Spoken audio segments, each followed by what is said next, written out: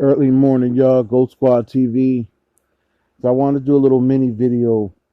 Now I don't have much time. I gotta get ready for my day job, but I wanted to really kind of do a mini video about this, man. So the Celtics season, as I said yesterday, has been pretty much a tax write-off. So I'm gonna tell you, as a fan, I think that what the most frustrating thing is watching this team this year. The most frustrating thing to me is the record we have. We're 32-28. We really should be 42-18. Now, a lot of people probably would think, what do you mean? There are at least 10 games where Brad Stevens blew, specifically just based on lineup strategy in big moments. Yesterday's one of them. The Chicago game's another one. Both Sacramento games. The Utah game, both Utah games. That first Indiana game that we lost. I'm just naming a few. San Antonio game that we played in San Antonio. That's just naming at least 7 or 8 losses. Like I said, it should be up to 10. But there's 7 or 8 losses at least where Brad Stevens made some bad lineup choices in big moments. Like, I don't know, for instance, like putting a lineup of Javonte Green and Semi Ojeleye to start the fourth when we have momentum, and sitting JB down when he's the one scoring the points. And then putting him back in when it's like 3 minutes to go in the game and we already blew the lead. And it's like damn near almost impossible to come back. Putting Daniel Tyson and Tristan Thompson together in the lineup when they both obviously didn't play well together. Starting Semi Ojeleye at any point during the season. Starting Javonte Green at one point.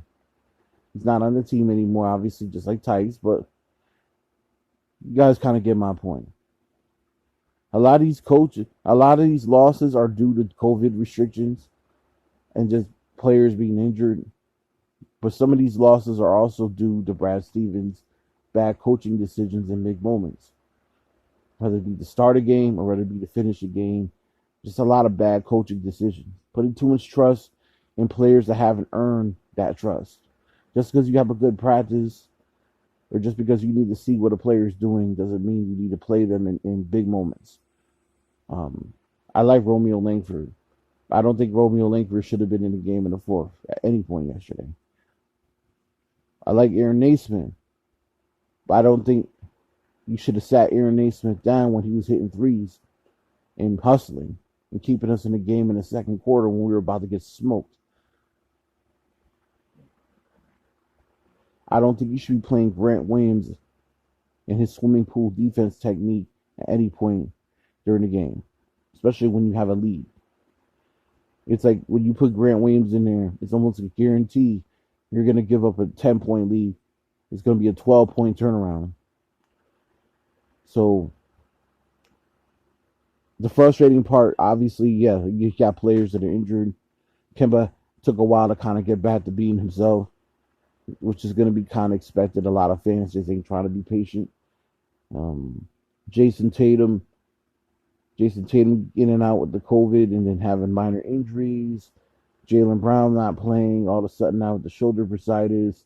Evan Fournier deciding to get COVID. Tristan Thompson catching COVID at one point. Hey, it's been a rough season. But some of those losses are on coach.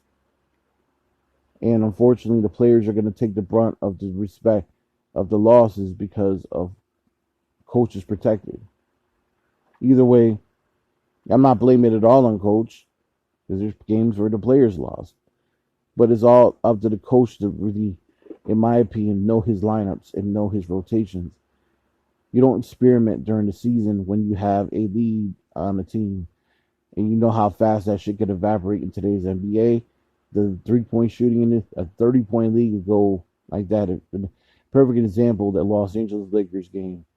We were up 27 in the fourth with 6 minutes to go, and they got it down to 5 because you played Carson Edwards, Trey Waters, Mo Wagner.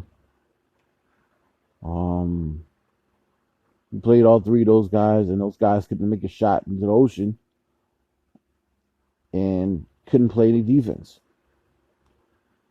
Goatsquadtv, let me know what's the frustrating part of the season for y'all as a Celtics fan.